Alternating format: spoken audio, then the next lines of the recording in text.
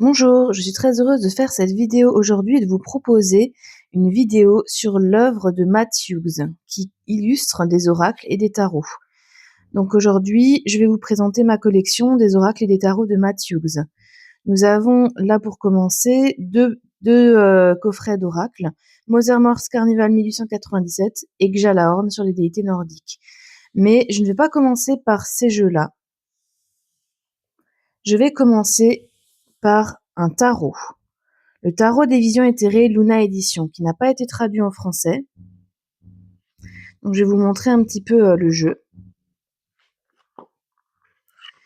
Alors, c'est avec ce tarot que j'apprends, parce que c'est un tarot type Rider-Waite-Smith, c'est-à-dire que les arcanes mineures sont aussi illustrées.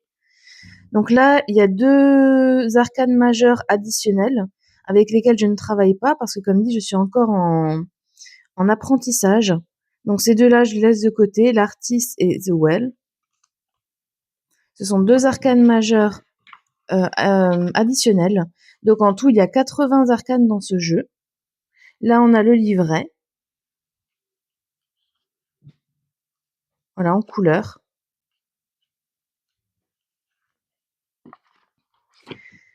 Et là, du coup, je vais vous montrer les cartes. Moi, j'adore ces illustrations. C'est inspiration Art Nouveau et il y a du brillant sur toutes les cartes. Alors, vous voyez, là, les tranches sont neutres. Et là, je vais vous montrer les cartes. Donc, vous voyez, c'est un brillant un petit peu holographique.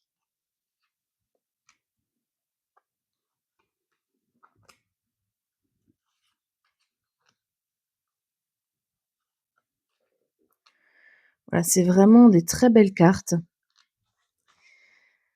Donc ça, c'est le Vision éthérée Luna Édition.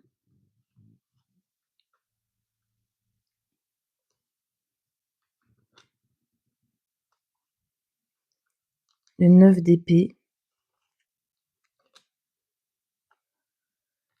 Le diable. Alors j'aime bien voir les représentations du diable dans les différents tarots que je peux croiser, parce que c'est vrai que c'est assez représentatif, je trouve, de la vibe du tarot. Je ne sais pas si vous êtes d'accord avec moi.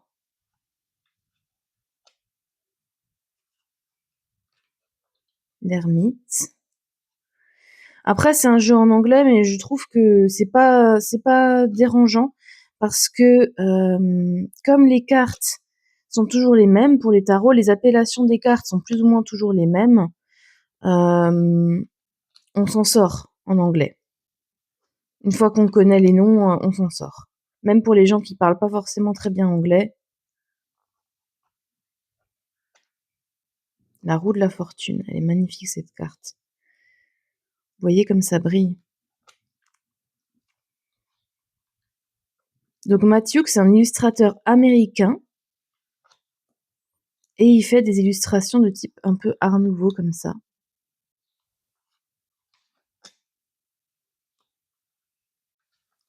Le hiérophant. Donc quand on apprend, c'est vrai que certaines cartes comme celle-ci demandent un effort d'imagination, parce que le hiérophant d'habitude c'est un personnage.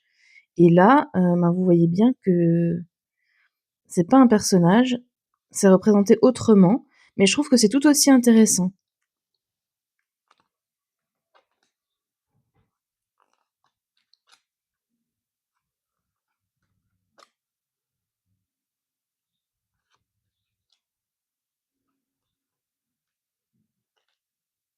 Je vous montre un peu les brillants, mais c'est magnifique.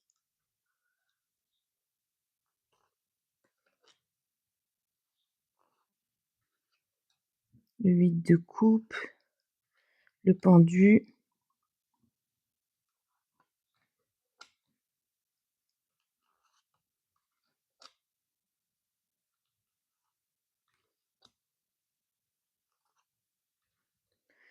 La reine de coupe, elle est magnifique, je trouve, cette carte.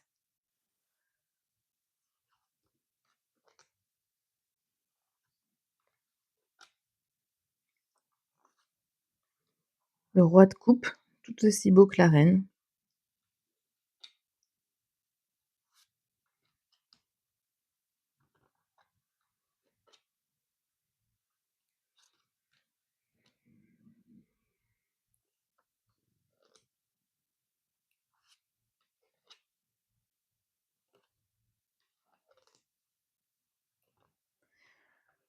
le magicien.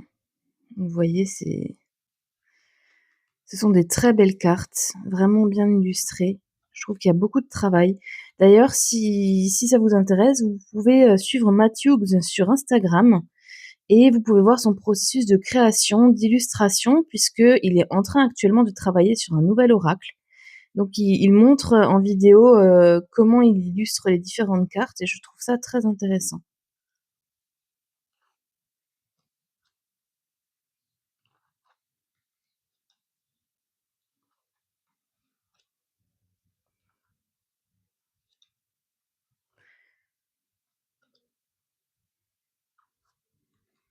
La tour, c'est une interprétation intéressante, je trouve.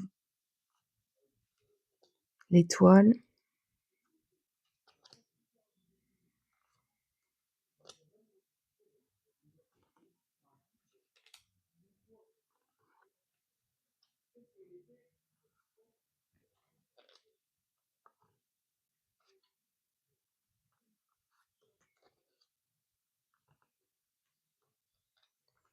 Voilà, donc ça, c'était le tarot Vision éthérée, Luna édition. Donc avec 80 arcanes, mais 2 additionnels avec lesquels je ne travaille pas pour l'instant, parce que je suis encore en phase d'apprentissage pour le tarot, donc je trouve que les 78 premiers arcanes, c'est déjà très bien pour, débuter.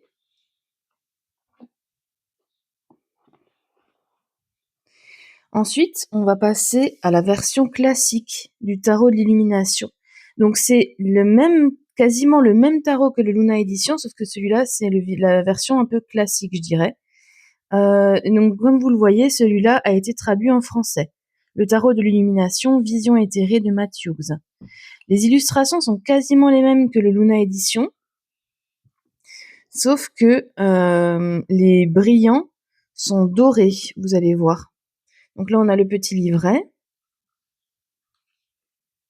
assez succinct, sans illustration, mais voilà, ça fait le travail, hein, ça fait le taf. Donc ça, c'est le dos de carte. Voilà, là, vous avez le dos. La tranche qui est neutre, enfin crème, je dirais.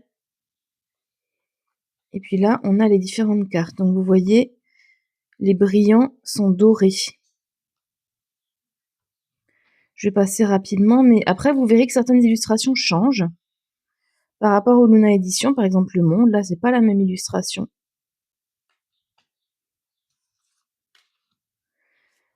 Mais en règle générale, les illustrations sont très similaires au Luna Edition.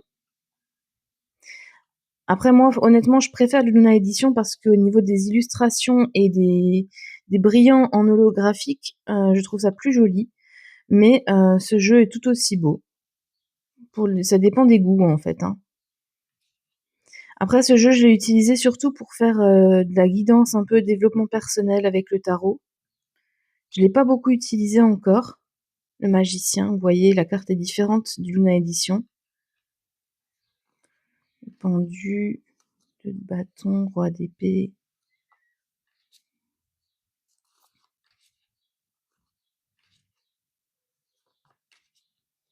La force.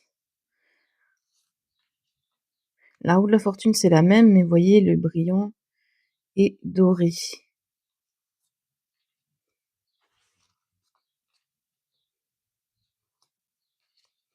Le roi de coupe. Carte que j'aimais bien tout à l'heure.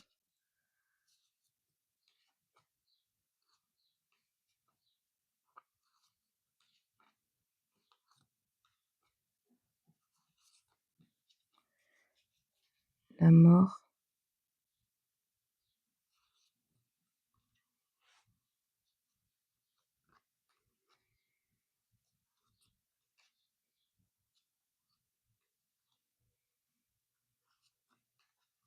Donc là, on a les pentacles. 8 de bâton. 4 d'épée. L'empereur, vous voyez, c'est différent, hein. Ça change par rapport au Luna Edition au niveau des illustrations.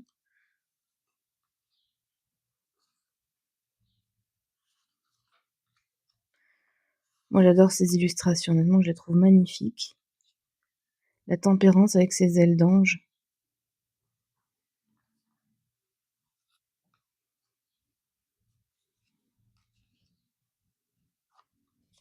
La reine de coupe, toujours aussi belle.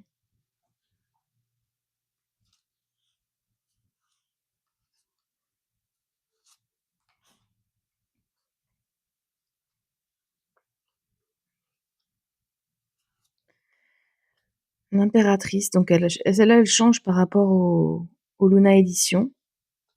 Là, nous avons le diable, l'étoile,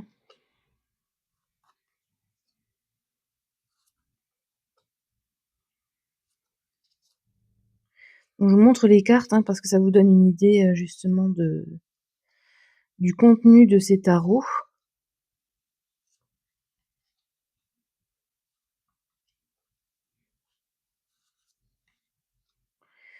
Moi, je trouve que le travail de Matt Hughes, gagnerait à être plus, le puits, voilà, ça c'est une carte additionnelle. Le travail de Matt Hughes, je disais, gagnerait à être plus connu parce que vraiment il est très, très doué. L'artiste, donc ça c'est la deuxième carte additionnelle.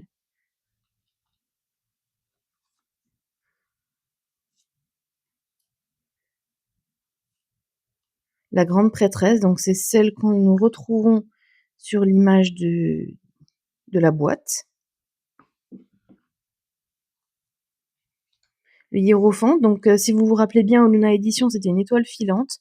Donc là, on a repris une interprétation un peu plus traditionnelle du hiérophante.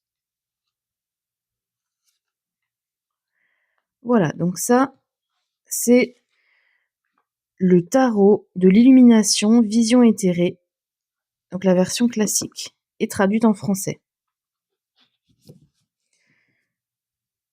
C'est comme dit, tous ces jeux ne sont pas traduits, donc on apprécie ceux qui sont traduits en français.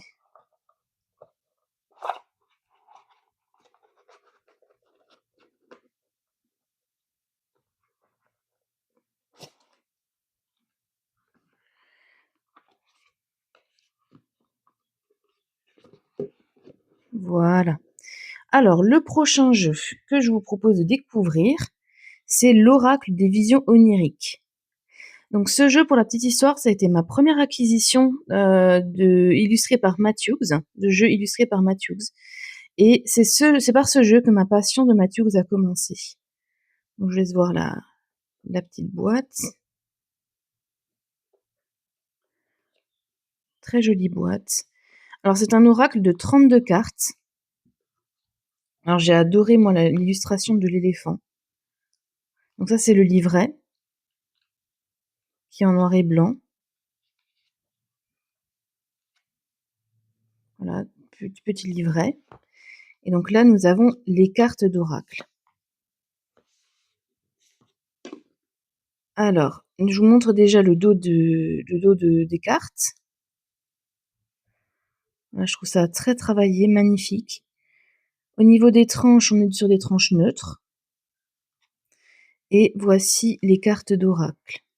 Donc la femme bison blanc, le souvenir, l'ours des cocotiers, le tigre, le chemin, la carpe-coï. Et comme vous voyez, toutes les cartes ont du brillant. En fait, ça c'est un peu la patte des jeux de Matt Hughes. Toutes les cartes en sont en partie brillantes. Le papillon lune, je trouve cette carte très lumineuse. Après, je sais pas si vous êtes team livret ou pas. Moi, c'est l'architecte. Ça, c'est une de mes cartes préférées du jeu. Je la trouve magnifique. Oui, je sais pas si vous êtes team livret ou pas. Moi, c'est vrai que je me détache assez rapidement des livrets. Je laisse mon intuition parler par rapport aux illustrations. Mais pour certaines cartes, ça peut être intéressant de se référer au livret. Je vais vous montrer laquelle, notamment après. La chouette blanche, regardez, c'est brillant, avec les petites étoiles. La lumière, cette carte, elle est très très lumineuse.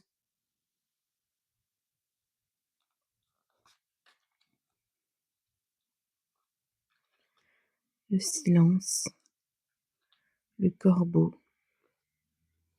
Voilà, Selkie, ça, je ne sais pas si vous connaissez la légende des Selkie, mais si vous ne la connaissez pas, ben, la légende est racontée dans le livret. C'est une légende nordique, il me semble, et c'est très intéressant. La prophète, alors ça, celle-là, avec la carte de l'architecte, c'est ma deuxième préférée. La prophète, je la trouve magnifique. Le cadeau, les mots, la mer de la mort. Celle-là, elle est très profonde, je trouve.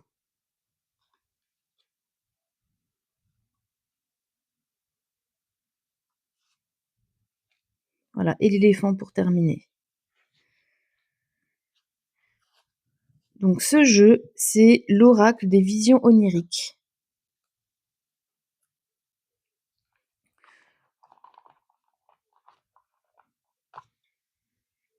On va ranger le petit livret. Hop. Maintenant, on va passer au coffret d'oracle, puisque Matthews a créé 3 coffrets d'oracle qui n'ont pas été traduits encore en français, mais que je trouve magnifiques, donc que je me suis procuré, et je vais vous les présenter avec plaisir. Donc là, on a le premier, celui que je préfère, c'est pour ça que je commence par celui-ci, le Mother-Mort Carnival 1897. 1897. Alors pour ce jeu, en fait, il faut imaginer que du coup, il y a un carnaval, le carnaval de Mother-Mort, de Mère Mort, et tous les personnages qui sont dans ces cartes font partie du carnaval. Donc là, je vais vous montrer l'arrière. Donc c'est un jeu de 32 cartes, comme les visions oniriques. Quand on ouvre, le coffret, on a déjà cette très belle, ce très beau dos de boîte, cet intérieur de boîte. Là, on a un billet pour entrer au carnaval, le billet d'entrée. Là, on a ce qui fait la particularité des coffrets d'oracle de Matthews, c'est-à-dire que il y a un livret pour la signification des cartes et un petit livre qui raconte l'histoire des personnages. En fait, c'est une réelle histoire où vous retrouvez tous les personnages du jeu d'oracle. Voilà, donc tout est en anglais, hein, bien sûr. J'ai pas encore pris le temps de lire celui-ci, mais je vais le faire parce que franchement, c'est quelque chose qui me fascine. La façon de créer un univers autour des cartes, autour des personnages des cartes, je trouve ça fascinant. Donc là, nous avons le livret avec la signification des cartes. Il est en couleur.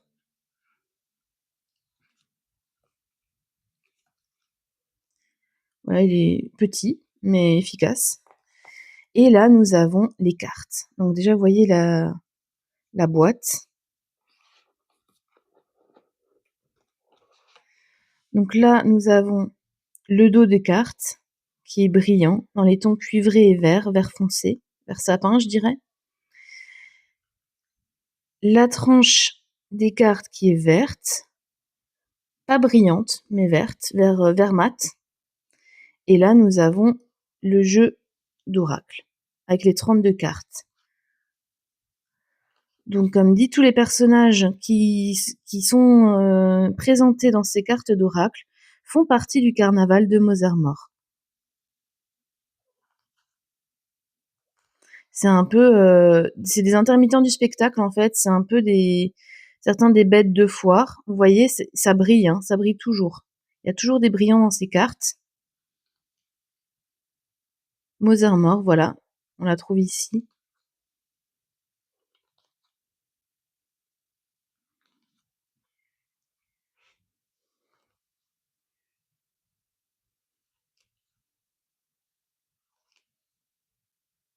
The Memento Mori Machine.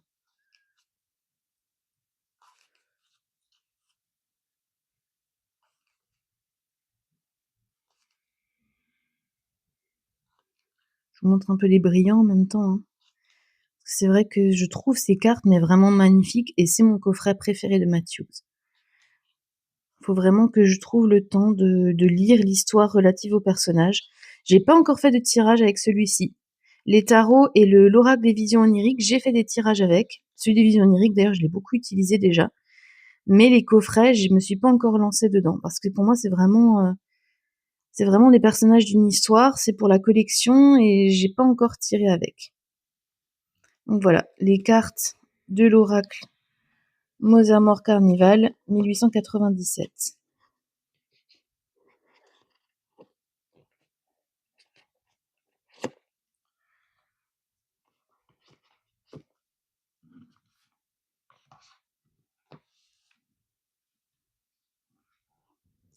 Voilà cet oracle. Nous passons maintenant au deuxième oracle. Donc toujours en anglais, hein, puisqu'ils ne sont pas traduits, ces coffrets. Donc c'est Lady Stirling's Wicked Garden, c'est-à-dire le jardin enchanté de Lady Stirling. Donc ici, c'est un tout autre univers. Je vous montre l'arrière de la boîte. Voilà, il y a de nouveau 32 cartes dans cet oracle. Mais c'est vraiment dans un jardin enchanté. Donc là, vous voyez le verso de la boîte, là. Comme dans le Mothermort, nous avons un véritable livre avec les histoires des personnages. Donc celui-là, j'ai commencé à le lire et je l'ai trouvé très riche parce que vous voyez, il y a des extraits de lettres, il y a l'histoire classique, enfin l'histoire classique. Je dirais oui, une histoire faite de façon classique, mais aussi des extraits de lettres, de journal. On a même un poème à la fin que je n'ai pas encore lu du coup, mais voilà, je trouve ça vraiment riche. On a plusieurs supports pour l'histoire, donc je trouve ça très intéressant. Là, nous avons le journal du jardin. Donc ça, c'est vraiment plutôt le livre d'interprétation des cartes.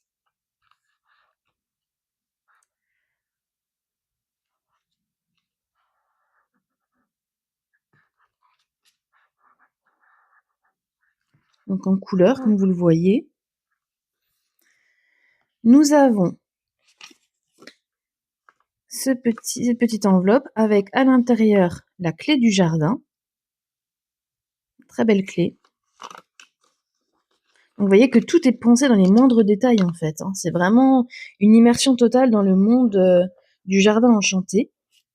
Là, nous avons le dos des cartes, toujours avec ses brillants, avec plein de détails. Je trouve ça magnifique. La tranche des cartes qui est bleu mat.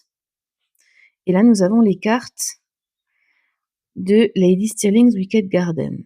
Donc là, on a Lady Stirling. Vous voyez, toujours ces brillants là, dorés. Lord Stirling. Celtic Queen. Faunus. Les Fox Sisters. Et là, nous avons des représentations de personnages qui figurent des plantes, en fait, les plantes du jardin. Des plantes, des esprits du jardin enchanté de Lady Stirling.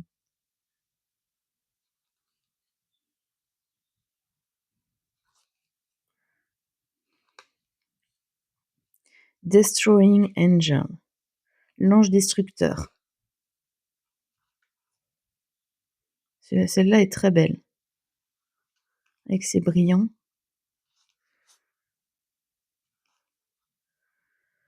Ce qui est intéressant, je trouve, c'est que personnellement, j'aurais pas forcément acheté ce jeu si il n'avait pas été fait par Matt Hughes, parce que tout ce qui est végétal, ça me parle pas forcément.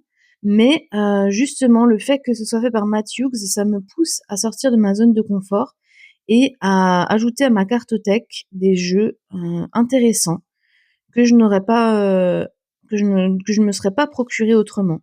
Et pourtant, ça me fait découvrir d'autres choses, donc c'est vraiment une très bonne idée, je trouve. Voilà, donc le jeu de 32 cartes. Le Lady Stirling's Wicked Garden. On va ranger la petite clé, le journal du jardin et l'histoire. Donc voilà, ça c'était l'avant-dernier coffret. Et nous avons, pour finir, le Gjallarhorn. Alors là aussi, c'est un jeu que je ne me serais sûrement pas procuré s'il n'avait pas été fait par Matt Hughes. Mais c'est très riche parce que ça concerne les déités nordiques. Je vais vous montrer l'arrière de la boîte.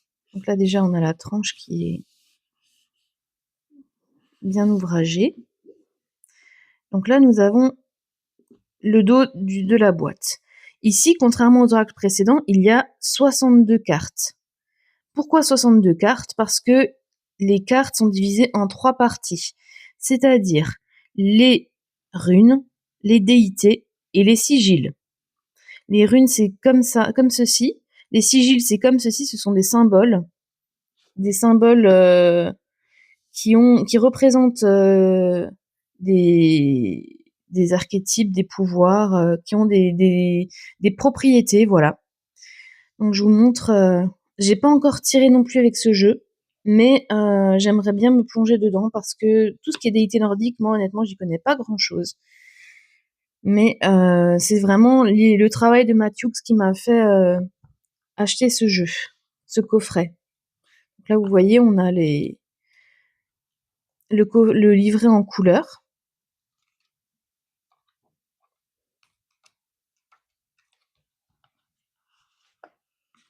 Et là, nous avons les cartes.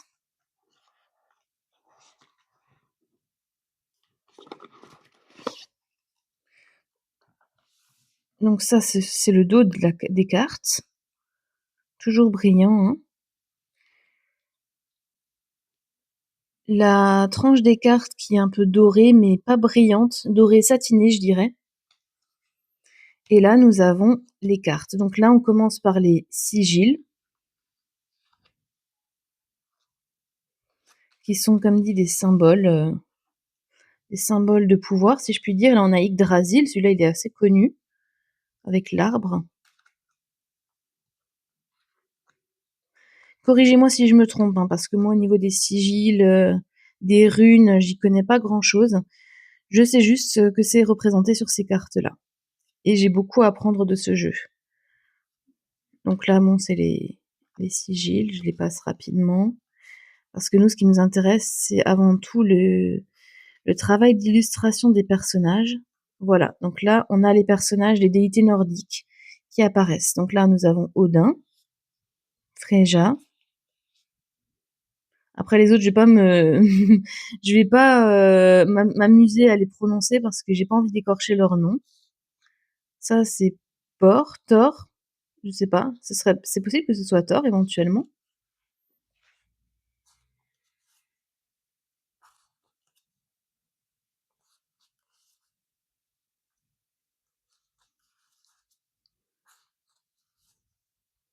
Fenrir, Loki. Voilà, toujours des cartes brillantes et les illustrations qui sont vraiment à couper le souffle, je trouve. Celle-là, elle est belle. Celle-là, elle est vraiment belle, je vous montre. Avec les brillants et ce visage qui est bicolore avec la tête de mort au-dessus, les cornes. Je trouve ça magnifique.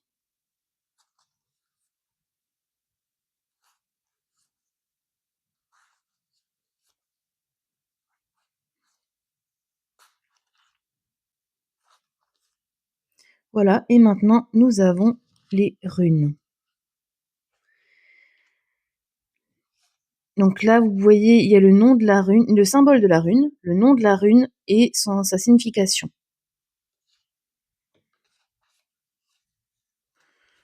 Bon, après ça, j'irai assez vite, hein, comme dit, c'est très ouvragé, c'est très beau, mais ça reste des runes qui ont la même symbolique, je pense, dans sur tous les formats où elles sont gravées ou imprimées.